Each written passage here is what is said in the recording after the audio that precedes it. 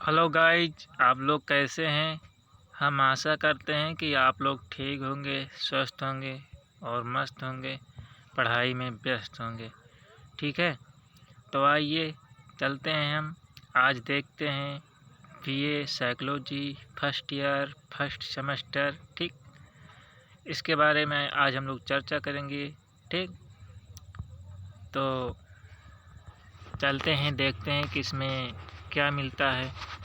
तो सबसे पहले हम देखते हैं प्रस्तावना। प्रस्तावना में क्या है? मनोविज्ञान व्यक्ति के व्यवहार का वैज्ञानिक अध्ययन है। जो मनोविज्ञान है वो व्यक्ति के व्यवहार का वैज्ञानिक है, मतलब उसका पता लगाता है। ठीक, वैज्ञानिक अध्ययन है।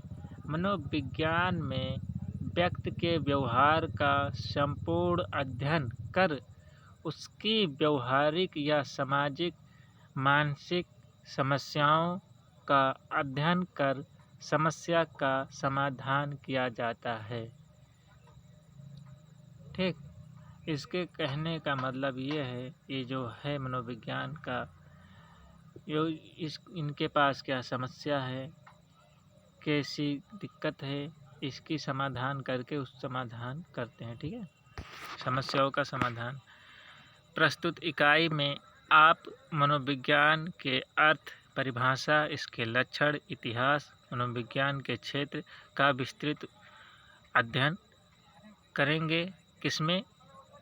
अगले पेज में मिलेगा। ठीक है, चलिए हम लोग देखते हैं इसका उद्देश्य क्या है।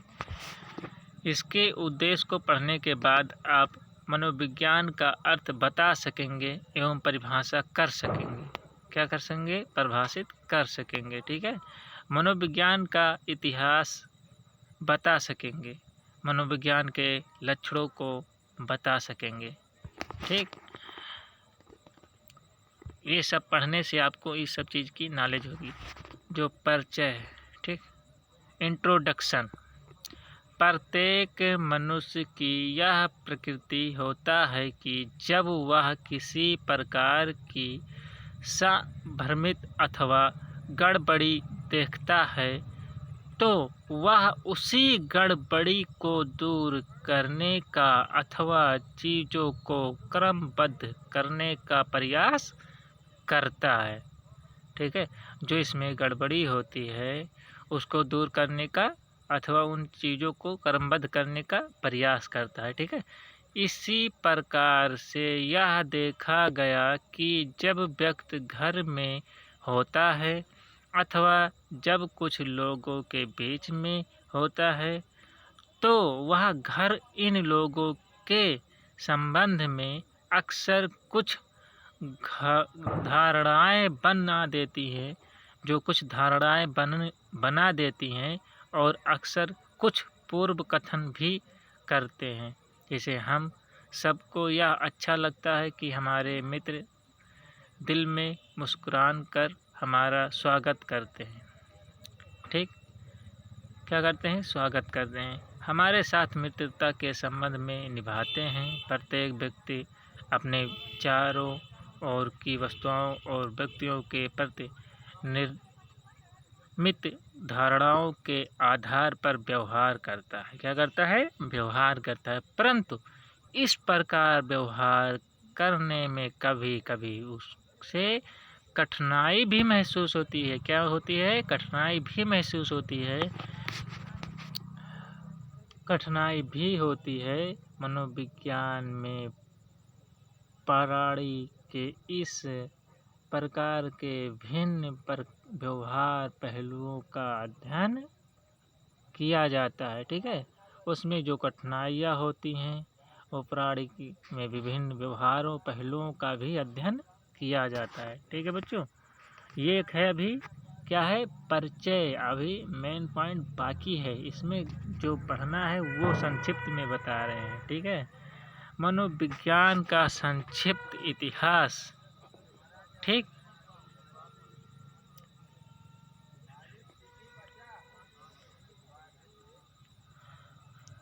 साइकोलॉजी मनोविज्ञान के इतिहास की जड़ों हजारों साल गहरी ही नहीं बल्कि ज्ञान के अनेक क्षेत्रों से संबंधित हैं।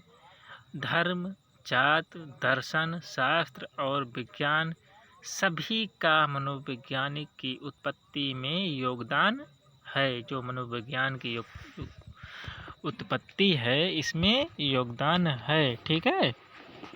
तो ईसा पूर्व 6वीं शताब्दी के दार्शनिकों के विचारों में अनेक मनोवैज्ञानिक समस्याओं की विवेचना मिलती है। ठीक है। जो मनोवैज्ञानिक के समस्याओं की विवेचना इसमें मिलती है। ठीक है। आप लोग इसको देख लीजिए, इसका नोट्स बनाना होगा तो बना लीजिएगा। प्लीज़ इस वीडियो को लाइक शेयर ज़रूर कर दीजिए। ठीक है। और अपना राय कमेंट बॉक्स में ज़रूर बताइए कि आपको समझ में आ रही है या नहीं आ रही। मैं आशा करता हूँ कि आपको समझ में आ रही होगी। जब पूरा ध्यान से पढ़ोगे तभी समझ में आएगा। ठीक है। मन यहाँ रहे, शरीर यहाँ रहेगा और मन कहीं अलग रहेगा तो आपको समझ में बिल्कुल नहीं आएगा। सबसे पहले अपने मन को यहाँ पर रखना पड़ेगा। ठीक है। मन और शरीर दोनों जब आपका अट्रैक्शन होगा तभी आपको समझ में आएगा। ये नहीं कि आपका शरीर यहाँ पर है, मन कहीं और भटक रहा है, तो ऐसे में कोई कितना भी आसानी से पढ़ा दे, कितना भी अच्छे से पढ़ाए, आपको समझ में नहीं आएगा। ठीक है। आगे चलते हैं, हम लोग देखते हैं आत्मा के अध्ययन में। आत्मा अध्ययन से लेकर व्यवहार तथा अनुभूति या मानसिक प्रक्रियाओं के अध्ययन के बीच मनोवैज्ञानिक का एक लक्ष्य इतिहास छिपा है। लक्ष्य नहीं, लंबा इतिहास छिपा है। ठीक है बच्चों। इस इतिहास का विस्तृत वर्णन यह संभव नहीं है, फिर भी इसके एक संक्षिप्त रूप पर हम अवश्य विचार करेंगे। मनोविज्ञान के इतिहास को मूल 2 भागों में बांटा जा सकता है। कितने? मूलतः 2 भागों में बांटा जा सकता है। ठीक है बच्चों। आइए हम लोग देखते हैं क्या है इतिहास। मनोवैज्ञानिक का इतिहास जो है ये इस डायग्राम में दर्शाया गया है। ठीक है। तो पहला जो है पूर्व वैज्ञानिक काल और वैज्ञानिक काल। पूर्व का मतलब होता है पहले का, और वैज्ञानिक काल जो अभी चल रहा है। ठीक है। पहले शारीरिक संगठन कारक यानी प्रारंभिक काल में मनोविज्ञान। ठीक। मन दूसरा है, मन शारीरिक समस्या यानी संचयवाद। ठीक। तीसरा है जन्मजात विचार यानी प्रकृतिवाद या कार्यवाद। ठीक। मन संभव व्यवहारवाद। ठीक। चेतना तथा संवेदनी प्रक्रियाएं यानी गेट्स पार्ट्स मनोविज्ञान। ठीक। मनोविश्लेषण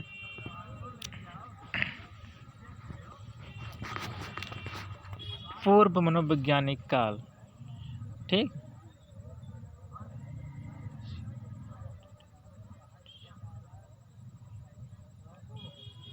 पूर्व मनोवैज्ञानिक काल की शुरुआत ग्रीक दार्शनिकों यानी ग्रीक फिलोसफियन जैसे प्लेटो, अरस्तो, ठीक, हिप्पोक्रेटस आदि पूर्व वैज्ञानिक काल की घटनाएं जिसका आधुनिक मनोविज्ञान यानी मॉडर्न साइकोलॉजी पर सीधा प्रभाव पड़ता है।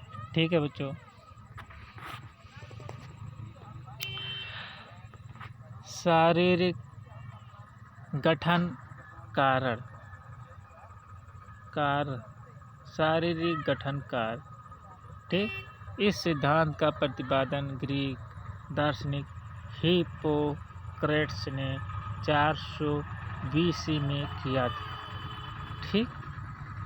मन शरीर समस्या यानी माइंड बॉडी प्रॉब्लम्स। शरीर से संबंधित घटनाओं का प्रभाव मन पर नहीं पड़ता है तथा मन से संबंधित घटनाओं का प्रभाव शरीर पर नहीं पड़ता। वही लाइन दोबारा फिर से मैंने पढ़ा है। ठीक। आधुनिक मनोविज्ञान पर मन तथा शरीर से संबंधित इस वाद विवाद का काफ़ी प्रभाव पड़ता है। क्या पड़ता है? इस जो शरीर है, मन है, इससे संबंधित जो वाद विवाद होता है, यह काफ़ी प्रभाव पड़ता है। और मनोदैहिक क्षेत्र, ठीक, अध्ययन इस प्रभाव का सीधा नतीजा है।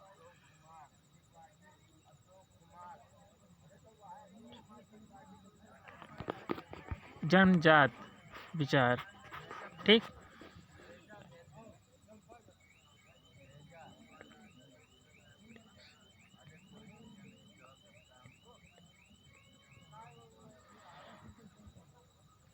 कुछ ग्रीक दार्शनिकों जैसे देकांत्रे का मत था कि प्रत्येक व्यक्ति में जन्म से ही कुछ विचार होते हैं, परंतु अन्य दार्शनिक जैसे लॉक का मत था कि व्यक्ति जन्म से समय टेबुला रसा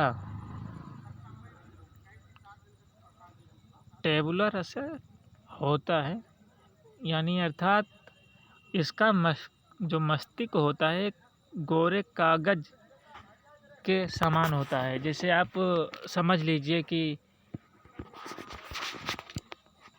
जब आप काफ़ी, जो गोरे कागज का बात है, तो जैसे आपने काफ़ी लिया तो एकदम सादी होती है।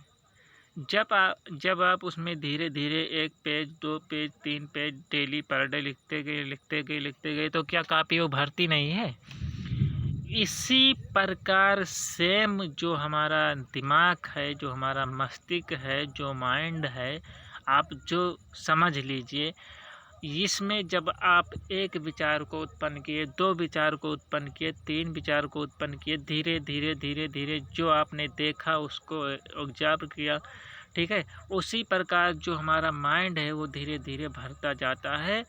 तब जब हमारे माइंड में बहुत सारे ख्वाब, बहुत सारे ड्रीम्स चलने लगते हैं, तो हमें जो देखना होता है, बाद में करना होता है, वो उस दिमाग में जल्दी कंसंट्रेट नहीं होता है। इसलिए अपने दिमाग को उस ओर ज़्यादा आकर्षित करिए जिसकी आवश्यकता ज़्यादा है, उस ओर आकर्षित मत करिए जिसकी आवश्यकता हानिकारक हो सकती है। ठीक है बच्चों, तो आप लोग इस बात का ध्यान रखें और इस वीडियो को ज़्यादा से ज़्यादा शेयर करें, सब्सक्राइब करें, लाइक करें, कमेंट करें, अपनी राय कमेंट बॉक्स में ज़रूर दें। ठीक है बच्चे, तो आगे हम लोग चलते हैं मानव स्वभाव, ठीक, जो ह्यूमन ट्रेशन, जो मानव स्वभाव है, ह्यूमन नेचर, ठीक। दार्शनिकों के बीच इस बात का भी वाद विवाद काफ़ी तीव्र रहा। क्या हुआ? इस बात का जो है वो काफ़ी तीव्र रहा। मनुष्य का स्वभाव कैसा होता है? मानव स्वभाव ह्यूमन नेचर जैसा पैदा ट्रेम का उपयोग कम किया जाता है, ठीक। फिर भी इसका स्पष्ट प्रभाव आधुनिक मनोविज्ञान पर हमें देखने को मिलता है।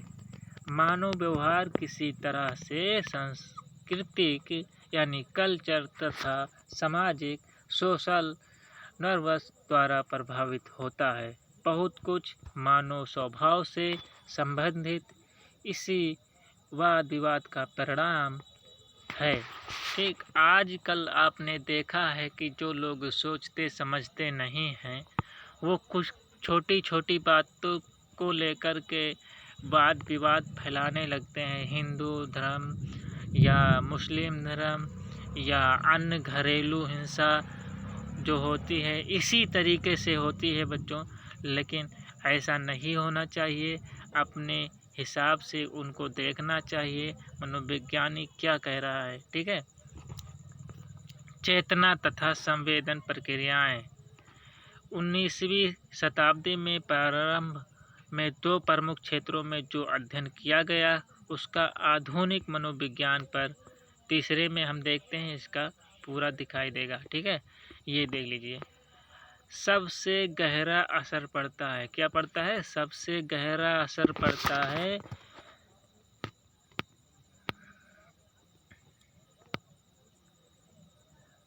पहला क्षेत्र दार्शनिक यानी दर्शन शास्त्र का था, जिसमें लोग चेतना, ठीक, तथा उसमें उत्पन्न विचारों का अध्ययन करते थे, तथा दूसरा क्षेत्र भौतिक तथा जैविक विज्ञान का तथा जिसमें ज्ञानेंद्रियों यानी के कार्य के अध्ययन पर अधिक बल डाला गया।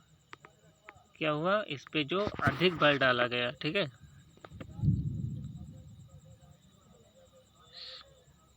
ये जो है सेंस ऑर्गन्स के कार्य के अध्ययन पर अधिक बल डाला गया। ठीक है,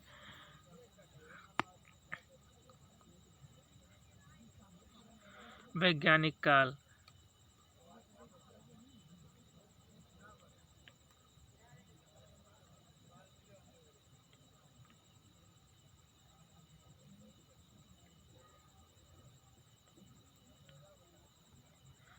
साइंटिफिक फ्रॉइड, फ्रॉइड मतलब होता है काल। प्रारंभिक काल में मनोवैज्ञानिक यानी साइकोलॉजिस्ट, ठीक, साइकोलॉजी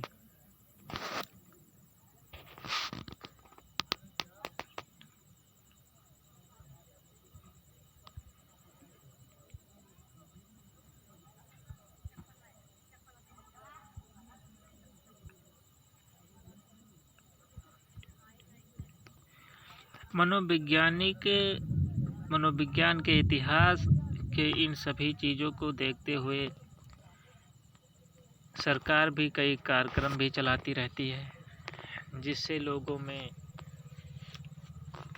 तब भी कुछ दिक्कतों की सामना होती रहती है। समाज में आजकल डिप्रेशन ज़्यादा हो रहे हैं, लोग डिप्रेशन में ज़्यादा जा रहे हैं।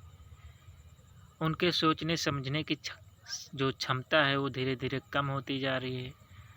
ये सबसे ज़्यादा आजकल जो मोबाइल, सोशल मीडिया ये है, इससे सोचने की क्षमता आज के युवाओं में बहुत कम हो रही है बच्चों। ठीक है, तो आप लोग इन सब चीज़ों के से दूर रहिए और अपने आप को सुरक्षित रखिए। ठीक, अपने मन और मस्तिष्क को हमेशा नेगेटिव रखिए।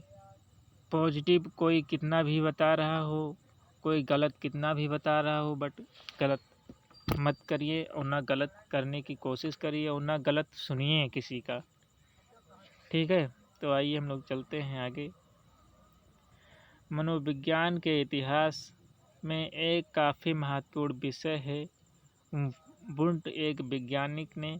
वुंट ने मनोविज्ञान का पहला प्रयोगशाला जर्मनी के लीपजिग विश्वविद्यालय में 1879 में खोला।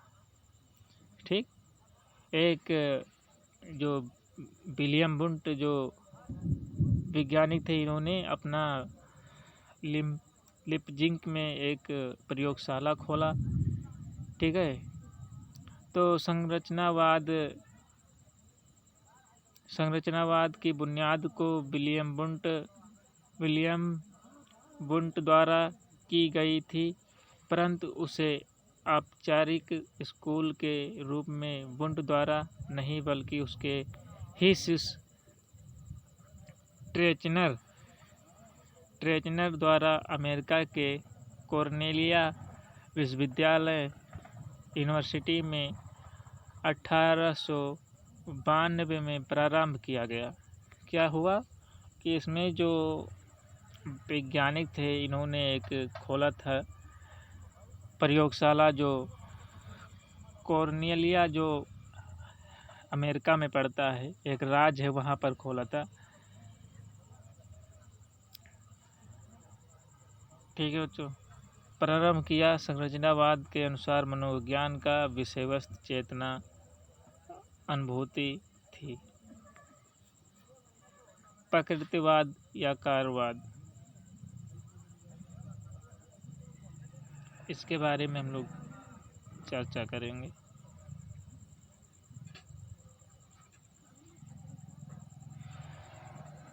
कार्यवाद का जन्म संरचनावाद के विरोध में हुआ था, जो विलियम वुड जेम्स ने 1890 में एक पुस्तक लिखी थी, जिसमें संरचनावाद का विरोध करते हुए कहा कि मनोविज्ञान विषय वस्तु चेतना के तत्वों का अध्ययन करता है, नहीं बल्कि चेतना की उद्योक्ताओं का आदान करता है। ये कहते हैं कि जो मनोवैज्ञानिक थे वो विषय वस्तु चेतना के तत्वों का अध्ययन करना नहीं बल्कि चेतना की उपयोगिताओं का अध्ययन करना, जो चेतना में उपयोगिता होती है उसकी अध्ययन करना। ठीक है। व्यवहारवाद। व्यवहारवाद के संस्थापक वाटसन द्वारा 1913 में की गई व्यवहारवाद की स्थापना इन्होंने अचानक नहीं किया, बल्कि इन्होंने अनेक बातों से काफ़ी प्रभावित होकर किया था। क्या किया था? इससे काफ़ी प्रभावित होकर के इन्होंने इसका किया था। ठीक है। इन्होंने इस बात का खंडन किया कि मनोविज्ञान का विषय वस्तु यानी सब्जेक्ट, जैसे कि कार्यवादियों में कहा था चेतना, गेल्टन्स मनोविज्ञान, जर्मनी में एक गेस्टाल्ट मनोविज्ञान साइकोलॉजी की स्थापना की। गेस्टाल्ट स्कूल की स्थापना मैक्स वर्डाइम्स 1912 में किया। इनके अनुसार मनोविज्ञान का संबंध मानसिक प्रक्रियाओं के संगठन के अध्ययन में था। इन्होंने स्पष्ट किया कि मनोविज्ञान मानसिक क्रियाओं से संगठन का विज्ञान यानी क्रियाओं का अध्ययन पूर्णरूपेण से कर सकते हैं। इनका कहने का मतलब था कि जब इन्होंने अपना जो अध्ययन किया मानसिक क्रियाओं या संगठन, तो इन्होंने सोचा कि इसके द्वारा अगर करेंगे तो लोगों को ज़्यादा फायदा होगी, ज़्यादा चीज़ों का ज्ञान धीरे धीरे होता रहेगा। ठीक है। मनोविश्लेषण यानी गद्यात्मक मनोविज्ञान के अनेक पहलू मनोविश्लेषण है, जिसे सिगमंड फ्रायड ने स्थापित किया कि उन्होंने सभी तरह के असामान्य व्यवहार का कारण इसी अचेतना में होना दिखलाया। जो इन्होंने किया कि एक ही में सबको बता दिया। सिगमंड फ्रायड ने व्यवहारवाद का कारण इसी अचेतना में बताया है। ठीक है। ये सब अभी केवल समझने के लिए है बच्चों। इसका विस्तृत में वीडियो दूसरा आएगा, अलग अलग पार्ट में आएगा। जो इसके मनोविश्लेषण क्या है इसका अलग रहेगा, जो सब अलग अलग आएगा इसको आप लोग देख लीजिए। इसमें इसलिए मैंने इसको बनाया है कि आप इसमें ये सब पाओगे। ठीक है। मनोविज्ञान का परिभाषा स्वरूप। मनोविज्ञान के वर्तमान स्वरूप को यदि देखा जाए तो यह स्वरूप मनोविज्ञान शब्द के शाब्दिक अर्थ से स्पष्ट नहीं होता है। क्यों नहीं होता है इसके बारे में भी हम लोग जानेंगे। साइकोलॉजी शब्द की उत्पत्ति ग्रीक शब्द यानी साइको एवं लोगस से हुई है। क्या हुई है? साइको प्लस लोगस से हुई है। साइकोलॉजी यानी साइकोलोगस, साइको प्लस लोगस यानी साइको का अर्थ होता है आत्मा, प्लस लोगस का अर्थ होता है, साइको का अर्थ होता है आत्मा से, और साइको का एक दूसरा अर्थ है ये भी, दूसरा अर्थ है एक कुंवारी कन्या जिसके तितली के समान पंख हों, यानी लोगस का अर्थ है ज्ञान अथवा बातचीत करना। यदि साइकोलोगस यानी साइकोलोगस शब्द का शाब्दिक अर्थ लिया जाए तो इसका अर्थ है आत्मा का ज्ञान की मनोविज्ञान है। इसने जो कहा वो स्पष्ट भाषा में ये है बच्चों की, जो इन्होंने कहा कि साइकोलॉजस एक तितली के समान है, तो सही बात है। जो आत्मा है हमारी एक तितली यानी एक कोरे कागज़ की तरह भी होता है। अगर आपकी आत्मा एकदम सही है, स्पष्ट है, कुछ गलत नहीं सोचते हैं, ना गलत करते हैं, ना गलत करने वाले के साथ खड़े होते हैं, तो एक तितली जो एकदम देखने में अच्छी लगती है उसी के समान भी है। ठीक है, तो उन्होंने क्या कहा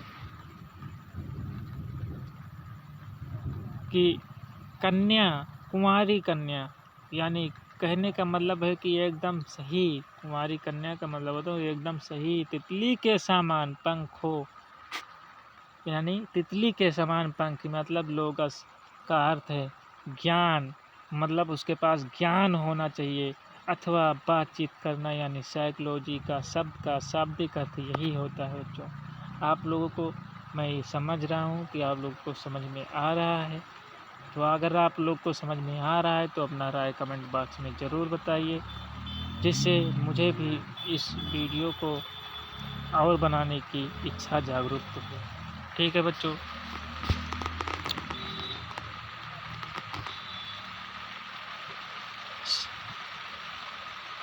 मनोविज्ञान का अर्थ है आत्मा का अध्ययन पहले बताया जा चुका है।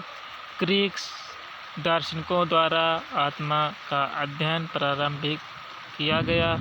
इस आत्मा का अध्ययन 16वीं शताब्दी तक चलता रहा, परंतु आत्मा की स्पष्ट उपयुक्त परिभाषा की गंभीर आवश्यकता को उत्पन्न किया। ठीक है, शब्द साइकोलॉजी विरुद्ध कथन, यानी शब्द साइकोलॉजी का उपयोग सर्वप्रथम लांजे 1866 में अपनी पुस्तक हिस्ट्री ऑफ मैथोलॉजिकल्स में किया था। इसने पुस्तक में लिखा था कि वैज्ञानिक के रूप में मनोविज्ञान में आत्मा का वर्णन संक्षेप हो रहा है, और इस विज्ञान मानसिक तथ्यों यानी का वर्णन होने लगा। आधुनिक युग में मनोविज्ञान को बच्चों मैं इस वीडियो को यहीं पर स्किप करता हूँ। इसका अगला पार्ट दूसरे में आएगा। हमारे यहाँ बारिश बहुत तेज़ से हो रही है, तो ठीक है, वीडियो को ज़्यादा से ज़्यादा शेयर करें, सब्सक्राइब करिए और कमेंट बॉक्स में अपना राय ज़रूर बताइए। Thank you so much.